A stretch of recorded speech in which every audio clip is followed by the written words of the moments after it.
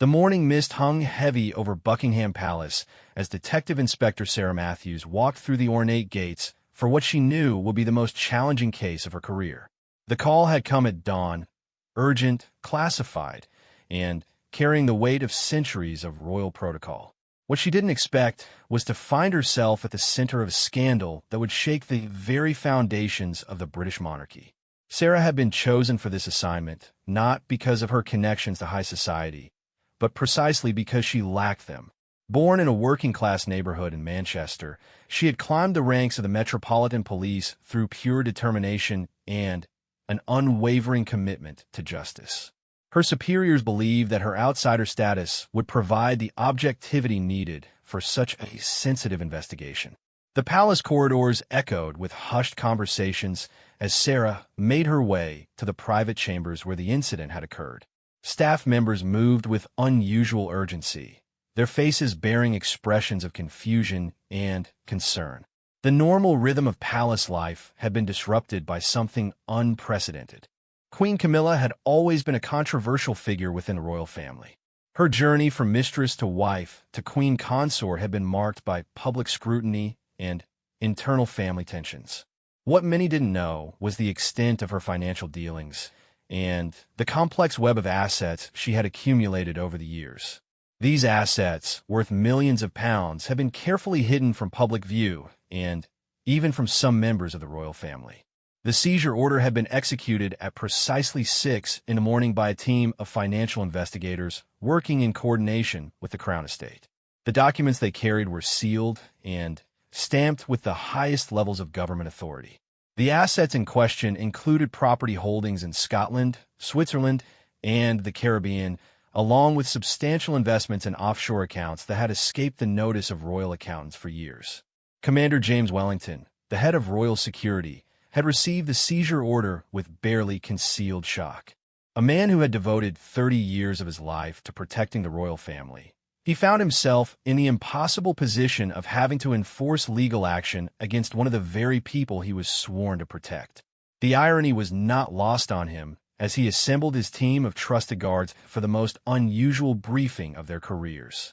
The guards themselves were hand-picked men and women who had undergone extensive background checks and psychological evaluations. They were trained to handle threats from the outside, not conflicts from within. As they gathered in the security office that morning, their faces reflected the gravity of the situation they were about to face. Camilla had been in her private study when the investigators arrived. She was reviewing correspondence from various charitable organizations, a routine that had become second nature to her after years of royal duties. The knock on her door came as she was signing letters to children's hospitals across the Commonwealth. The contrast between her charitable work and the allegations against her would later become a point of intense media speculation. The lead investigator, a stern woman named Margaret Thornfield, presented the seizure warrant with professional detachment. The document outlined allegations of tax evasion, money laundering, and the use of royal connections for personal financial gain. The charges were serious enough to warrant immediate action, despite the diplomatic complications they would inevitably create. Camilla's initial reaction was one of disbelief. She had always been careful to maintain the appearance of propriety in her financial dealings. What she hadn't anticipated was how thoroughly her activities had been investigated. The evidence against her included bank records, property transfers, and communications with financial advisors dating back over a decade. The seizure process was methodical and thorough.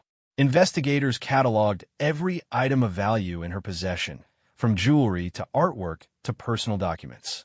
Each piece was photographed, labeled, and secured according to strict legal protocols. The process took several hours, during which Camilla was required to remain under supervision. As news of the investigation began to leak through the palace staff, the mood throughout the building grew increasingly tense. Servants who had worked for the royal family for generations found themselves witnessing events they never imagined possible. The seizure of assets from a sitting queen consort was unprecedented in modern British history. King Charles, who was attending a state function in another part of the palace, was informed of the situation through carefully coded messages. His private secretary, a man known for his discretion and loyalty, delivered the news with the solemnity befitting such extraordinary circumstances. The king's reaction was carefully controlled, but those close to him could see the strain in his eyes. The legal team representing the crown found themselves in uncharted territory.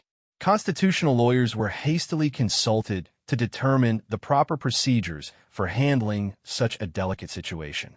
The balance between law enforcement and royal protocol required careful navigation to avoid creating a constitutional crisis. By noon, the seizure was complete, but the real challenge was just beginning.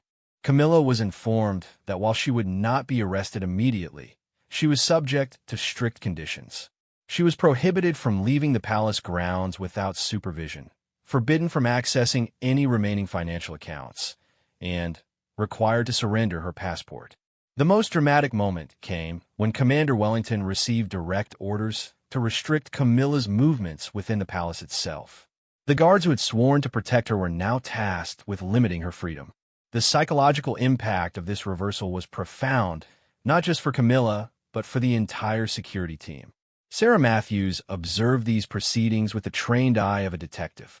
She noted the careful way in which each guard approached their new duties, the subtle changes in palace protocol, and the barely concealed emotions of everyone involved. Her job was to ensure that the investigation proceeded according to law while maintaining the dignity of the institution. The afternoon brought a series of urgent meetings between royal advisors, government officials, and legal representatives. The implications of the asset seizure extended far beyond Camilla herself. Questions arose about the integrity of royal financial oversight and the effectiveness of existing safeguards against corruption. Media outlets around the world began to pick up hints of the unfolding drama. Palace press officers worked frantically to manage the narrative while revealing as little information as possible. The challenge was to maintain public confidence in a monarchy while acknowledging that serious irregularities had been discovered. As evening approached, the full weight of the situation began to settle on everyone involved. Camilla, who had started the day as queen consort, found herself effectively under house arrest in her own home. The guards who had previously bowed respectfully now maintained professional but distant surveillance. The dinner hour at the palace was traditionally a time of formal ceremony and careful protocol. That evening, the usual routines were disrupted by the unprecedented circumstances. Camilla dined alone in her chambers while King Charles met with his advisors to discuss the crisis management strategies that would be needed in the coming days. Detective Inspector Matthews compiled her initial report as the palace settled into an uneasy quiet. The investigation was far from over, and she knew that the coming days would test everyone involved. The breaking point at the palace had been reached, but the full consequences were yet to be revealed. The night shift of guards took their posts with heightened awareness of their unusual responsibilities. They had been trained for many scenarios, but none quite like this. The palace, usually a symbol of stability and tradition, had become the site of an investigation that could reshape the monarchy itself. As midnight approached, the true magnitude of what had occurred began to sink in. The asset seizure was not just a legal action against an individual. It was a moment that challenged the fundamental assumptions about power, privilege, and accountability within the British royal system. The guards maintained their vigil through the night, knowing that their actions in the coming days would be scrutinized by history. They had sworn an oath to protect the crown, but they were now called upon to enforce the law against someone who wore that very crown. The contradiction was profound, and its resolution would test the very foundations of their loyalty and duty. The breaking point had been reached, but the story was just beginning. In the morning, the palace would wake to a new reality, one in which even the highest members of the royal family were not above the law. The guards at their posts understood that they were witnessing history in the making, even as they struggled with the personal and professional challenges that lay ahead. The second day dawned with an oppressive atmosphere that seemed to permeate every corner of Buckingham Palace. Detective Inspector Sarah Matthews arrived early, finding the usually bustling corridors unusually quiet. The staff moved with cautious steps, their conversations reduced to whispers, as if speaking too loudly might shatter the delicate balance that held the monarchy together. Commander Wellington had spent the night reviewing security protocols and consulting with senior officials about the unprecedented situation. His normally pristine uniform showed subtle signs of stress, a slightly wrinkled collar, a forgotten coffee stain on his sleeve. These small details spoke volumes about the pressure he was under to maintain order while navigating uncharted waters. The morning briefing for the royal guards was unlike any in the history of the palace. The men and women assembled in the security office represented generations of service to the crown. Some had served under Queen Elizabeth II. Others had dedicated their careers to protecting the current royal family. Now they faced a situation that challenged everything they thought they knew about their duties. Sergeant Michael Harrison, a 20-year veteran of the Royal Guard, struggled with the cognitive dissonance of his new assignment. Just days earlier, he had escorted Queen Camilla to a charity gala, ensuring her safety and comfort. Today, he was responsible for monitoring her movements and restricting her access to certain areas of her own home. The transformation from protector to supervisor created an emotional burden that weighed heavily on his shoulders. The legal team working on the case had worked through the night to establish the proper procedures for handling a situation that had no precedent in modern British law. Constitutional experts were divided on several key issues, including the extent to which royal privilege could be invoked and the proper balance between security concerns and legal requirements. Camilla herself had spent a sleepless night in her chambers, grappling with the reality of her situation. The woman who had endured decades of public scrutiny and media criticism found herself facing the most serious challenge of her life. Her legal advisors had painted a grim picture of the evidence against her, making it clear that the charges were far more substantial than she had initially understood. The breakfast routine at the palace provided a stark illustration of how dramatically things had changed. Camilla, who normally dined with other members of the royal family, was served alone in her chambers under the watchful eye of 2 guards. The silver service and fine china seemed almost mockingly elegant given the circumstances. King Charles faced his own set of challenges as he attempted to maintain his royal duties while dealing with the crisis. His morning audiences with government officials were dominated by discussions about damage control and constitutional implications. The king, who had waited decades to assume the throne, found his reign overshadowed by a scandal that threatened to undermine public confidence in the monarchy. The investigation team, led by Detective Inspector Matthews, had established a temporary command center in one of the palace's unused conference rooms. The space, normally reserved for ceremonial functions, was now filled with boxes of evidence, computer terminals, and whiteboards covered with financial diagrams tracking the flow of money through various accounts and shell companies. The evidence against Camilla was complex and extensive. Financial records showed a pattern of transactions that appeared designed to avoid tax obligations and hide assets from regulatory oversight.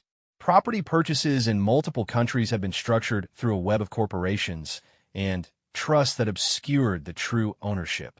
The investigation revealed a sophisticated operation that had been running for years. One of the most damaging pieces of evidence was a series of recorded conversations between Camilla and her financial advisors. The recordings, obtained through a long-running surveillance operation, captured discussions about moving money offshore and manipulating charitable donations for tax benefits. The cold, calculated nature of these conversations stood in stark contrast to her public image as a caring philanthropist. The palace staff found themselves in an impossible position as the investigation continued. Their loyalty to the royal family was deeply ingrained, yet they were compelled to cooperate with law enforcement officials who were treating their workplace as a crime scene. Some staff members were interviewed as potential witnesses, creating an atmosphere of suspicion and uncertainty. Margaret Thornfield, the lead financial investigator, approached her work with methodical precision. She had handled high-profile, white-collar crime cases before, but never one with such significant political and constitutional implications. Every decision had to be weighed against potential diplomatic consequences while maintaining the integrity of the investigation. The guards assigned to monitor Camilla struggled with the psychological aspects of their new role.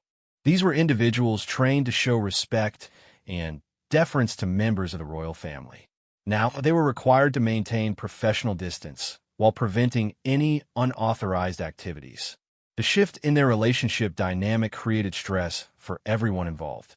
By midday, the media had begun to piece together hints about what was happening at the palace. Photographers with telephoto lenses gathered outside the gates, hoping to capture images that might provide clues about the unfolding drama. Palace press officers worked overtime to deflect questions and maintain the official position that no comments would be made about ongoing legal matters. The afternoon brought a crucial development when investigators discovered evidence of offshore accounts containing millions of pounds in previously undisclosed assets. These accounts, held in banks across multiple jurisdictions, appear to have been used to hide income from various sources. The discovery significantly expanded the scope of the investigation and increased the potential penalties Camilla might face. The royal advisors found themselves caught between competing loyalties and legal obligations. Their primary duty was to protect the monarchy as an institution, but they also had legal responsibilities to cooperate with legitimate investigations.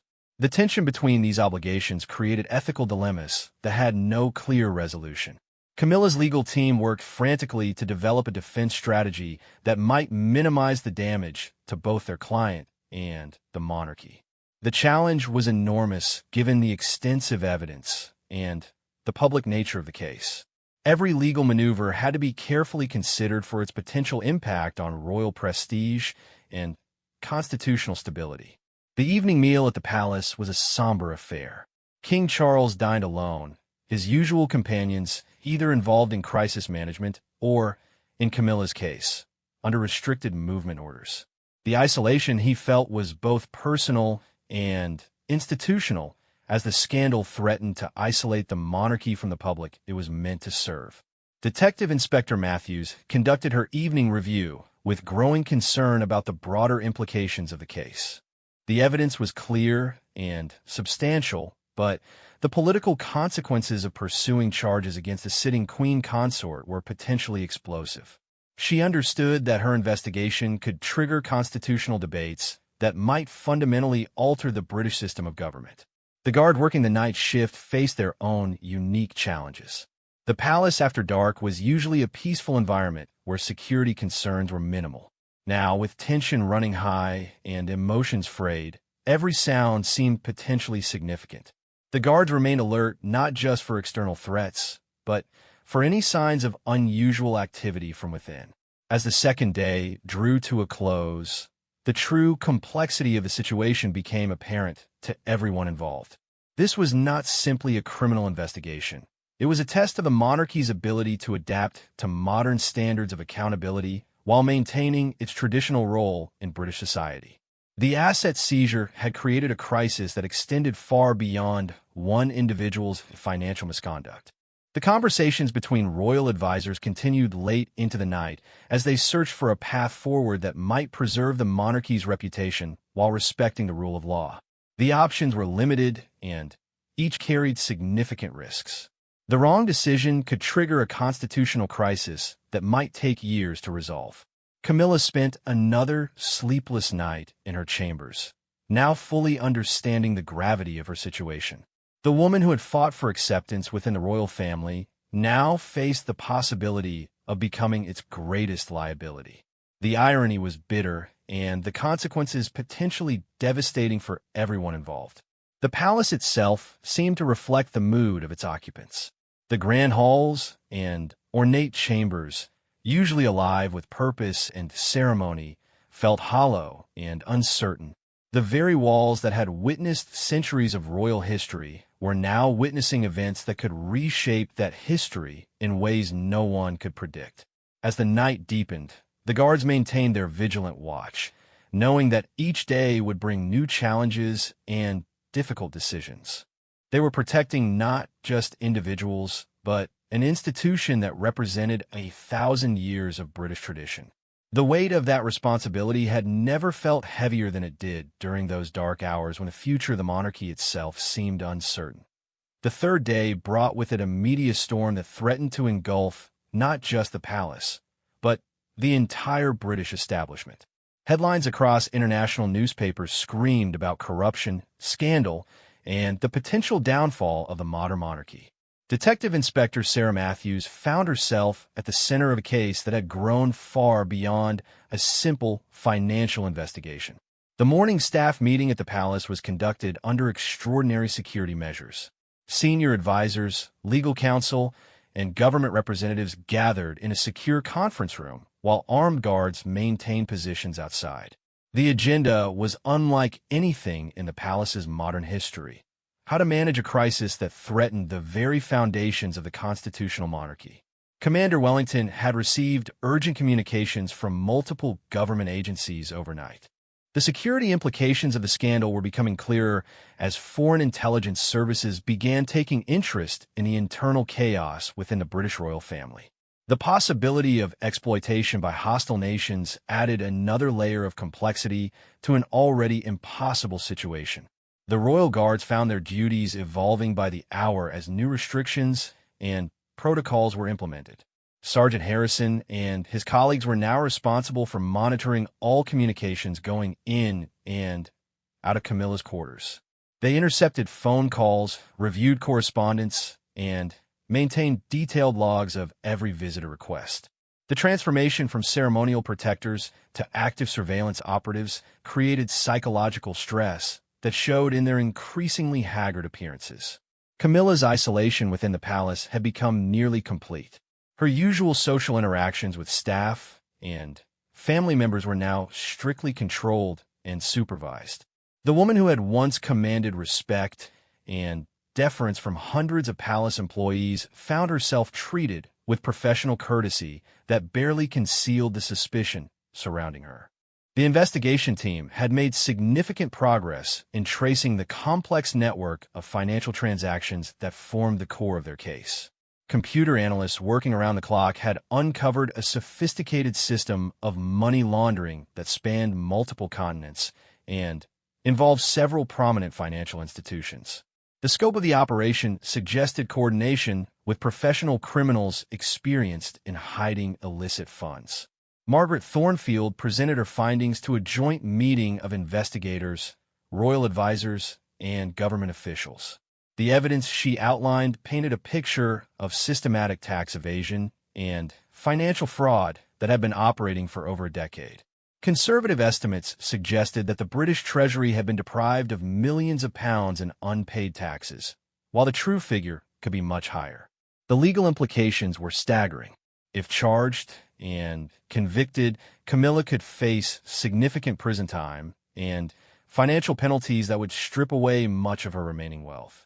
More importantly for the monarchy, the scandal raised questions about the financial oversight of all royal family members and the adequacy of existing safeguards against corruption. King Charles faced mounting pressure from multiple directions as he attempted to navigate the crisis. Government officials were demanding transparency and accountability, while royal advisors urged caution to protect the institution of monarchy. His own legal team warned that decisions made during these crucial days could have consequences lasting for generations. The palace staff continued their duties under increasingly difficult circumstances. Many had worked for the royal family for decades and felt personal loyalty to individual members. Now they found themselves caught between that loyalty and their obligation to cooperate with law enforcement. Some requested transfers to other government positions rather than continue working in such a compromised environment. The media coverage intensified throughout the day as more details leaked from inside the palace. Reporters from around the world descended on London, transforming the usually dignified area around Buckingham Palace into a chaotic scene of news vans, satellite trucks, and crowds of curious onlookers. The circus-like atmosphere stood in stark contrast to the serious legal proceedings taking place inside. Detective Inspector Matthews conducted a crucial interview with one of Camilla's former financial advisors, who had agreed to cooperate with the investigation in exchange for immunity. The information provided during this interview revealed the extent to which Camilla had been personally involved in structuring the fraudulent transactions. Her direct participation in planning and executing the schemes made claims of ignorance or manipulation by others impossible to sustain. The afternoon brought unexpected drama when Camilla's lawyers attempted to invoke royal privilege to prevent certain evidence from being used in the investigation. The legal arguments were complex and unprecedented, requiring consultation with constitutional experts and senior judges. The outcome of this legal battle could establish precedents that would affect the monarchy for decades to come. The guards maintaining surveillance over Camilla reported increasing signs of emotional distress. Her usual composed demeanor was beginning to crack under the pressure of confinement and the weight of the charges against her. Medical personnel were placed on standby in case psychological intervention became necessary. The international diplomatic community watched the unfolding crisis with concern and fascination.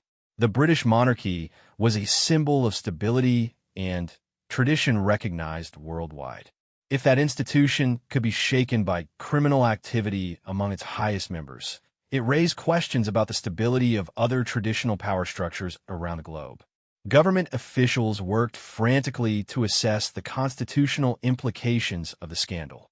Legal scholars debated whether sitting queen consort could be criminally prosecuted and what procedure should be followed if formal charges were filed. The lack of historical precedent made every decision a potential constitutional landmark. The evening brought news that several foreign banks were cooperating with the investigation by providing records of accounts linked to Camilla's financial network. This international cooperation significantly strengthened the case against her, while also revealing the truly global scope of her financial operations. The evidence suggested sophisticated knowledge of international banking laws and regulations. King Charles held private meetings with senior government officials to discuss possible resolution scenarios. The options range from negotiated settlements that might avoid criminal prosecution to full prosecution that could result in Camilla's conviction and imprisonment. Each possibility carried enormous risks for both the monarchy and the government. The palace security team faced new challenges as public interest in the scandal reached fever pitch. Protest groups began gathering outside the gates, some demanding justice and others expressing support for the royal family. Managing these competing demonstrations while maintaining normal security operations stretched resources to their limits. Detective Inspector Matthews compiled her daily report with growing confidence in the strength of the case. The evidence was overwhelming and the patterns of criminal behavior were clear. However, she also recognized that proving guilt in court was only part of her challenge. The political and constitutional ramifications of the case would extend far beyond any individual conviction. The night shift guards noticed changes in the atmosphere throughout the palace as staff members began to whisper about possible outcomes. Rumors circulated about potential abdications, plea bargains, and even more dramatic scenarios involving the future structure of the monarchy. The uncertainty created an environment where speculation flourished in the absence of official information. Camilla spent another restless night in her chambers, now fully aware that her previous life of privilege and respect was likely over regardless of a legal outcome. The investigation had already destroyed her reputation and position within the royal family. Even if she avoided prison, her future would be vastly different from anything she had previously imagined. The palace itself seemed to reflect the transformation taking place within its walls. Rooms that had hosted centuries of royal ceremonies now served as interview chambers for criminal investigators. The contrast between the building's majestic architecture and its current function as the site of a criminal investigation created a surreal atmosphere that affected everyone present. As the third day ended, it was clear that the breaking point had passed, and the monarchy was entering uncharted territory. The guards maintaining their posts understood that they were witnessing the end of one era and the beginning of another. Their duty to protect the crown had evolved into something far more complex, protecting the very idea of monarchy from the actions of those who wore its symbols. The investigation continued its relentless progress, uncovering new evidence and building toward conclusions that would reshape British society. The royal guards sworn to serve and protect found themselves serving justice while protecting an institution whose survival now depended on its ability to demonstrate that no one, regardless of title or position, stood above the law. The fourth day arrived with the weight of inevitability hanging over Buckingham Palace like a storm cloud ready to break. Detective Inspector Sarah Matthews entered the palace grounds knowing that this would likely be the day when formal charges would be filed, transforming a royal scandal into a criminal prosecution that would reverberate through British society for generations to come. The morning briefing for government officials included representatives from the highest levels of British society.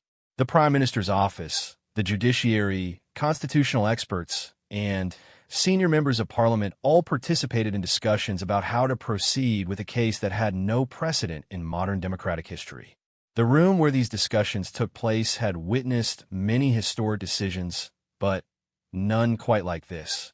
Commander Wellington received his final instructions regarding the security arrangements for what everyone understood would be a historic day. The protocols for arresting a member of the royal family had to be written in real time, balancing legal requirements with the dignity expected of such proceedings. Every detail, from the timing to the personnel involved, was carefully planned to minimize chaos while ensuring proper legal procedures were followed. The evidence compilation was now complete, representing months of investigative work compressed into a few intense days. Financial records, recorded conversations, testimony from cooperating witnesses, and international banking documents formed a comprehensive case that prosecutors believed was strong enough to secure convictions on multiple serious charges. Camilla's legal team made one final attempt to negotiate a resolution that might avoid the spectacle of a criminal trial. They proposed various forms of restitution, public acknowledgement of wrongdoing, and voluntary withdrawal from public life. However, the prosecutors, guided by principles of equal justice under law, insisted that the evidence demanded formal charges regardless of the defendant's status. The royal guards prepared for their most challenging day yet. Sergeant Harrison and his colleagues had been trained for many scenarios, but nothing in their experience had prepared them for the possibility of placing a queen consort under arrest. The psychological burden of this duty was evident in their tense faces and rigid postures as they took their positions throughout the palace. The media presence outside the palace had reached unprecedented levels. News organizations from around the world had positioned cameras and reporters to capture what everyone expected would be historic footage. The area around Buckingham Palace resembled a military encampment more than the usual dignified setting associated with royal residence. Inside the palace, the atmosphere was electric with tension and anticipation. Staff members who had worked there for decades found themselves witnessing events that would be studied by historians for centuries. The normal routines of royal life had been completely suspended as the building transformed into the setting for a constitutional drama of epic proportions. Detective Inspector Matthews received final confirmation that the arrest warrant had been signed by a senior magistrate after careful review by multiple legal authorities. The weight of this moment was not lost on her as she prepared to execute what would certainly be the most significant arrest of her career and one of the most important in British legal history. The morning proceeded with careful coordination between multiple agencies. Scotland Yard detectives, royal security personnel, government officials, and legal representatives all played precisely defined roles in a carefully choreographed sequence of events designed to maintain order while ensuring justice was served. Camilla was informed of the impending arrest by her legal counsel in a meeting that lasted over an hour. The reality of her situation finally settled upon her as she realized that her status and position could not protect her from the consequences of her actions. The woman who had spent years fighting for acceptance within the royal family now faced the prospect of becoming its greatest disgrace. King Charles was notified of the timing through carefully coded communications that maintained the secrecy necessary for security purposes while ensuring he was not caught unprepared by the events about to unfold. His reaction was carefully controlled, but those present could see the deep personal anguish behind his royal composure. The arrest itself was conducted with unprecedented dignity and discretion. Detective Inspector Matthews, accompanied by two senior colleagues, entered Camilla's chambers at precisely noon. The formal reading of charges took place in a room that had hosted countless royal ceremonies, creating a surreal contrast between the grandeur of the setting and the gravity of the proceedings. Camilla listened to the charges with apparent calm, though careful observers noted the slight tremor in her hands and the increased pallor of her complexion. The charges included tax evasion, money laundering, fraud, and conspiracy to defraud the British Treasury. Each charge carried potential prison sentences that could total decades behind bars. The handcuffing procedure was modified to account for royal dignity, with specially designed restraints that were less visible and more comfortable than standard police equipment. However, the symbolism of a queen consort in handcuffs was powerful regardless of the accommodations made for her status. The transport from the palace to the magistrate's court was conducted under extraordinary security measures.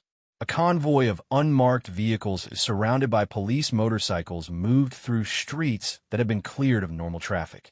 The route was kept secret until the last moment to prevent crowds from gathering and creating potential security risks.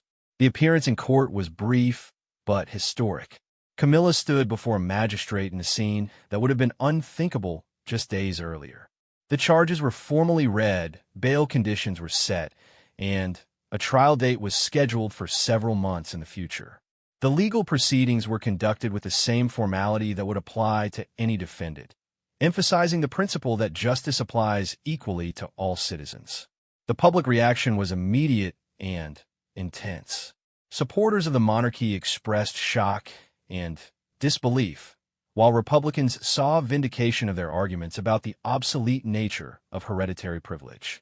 Protests and counter-protests erupted in cities across Britain as the nation grappled with the implications of seeing their queen consort led away in handcuffs.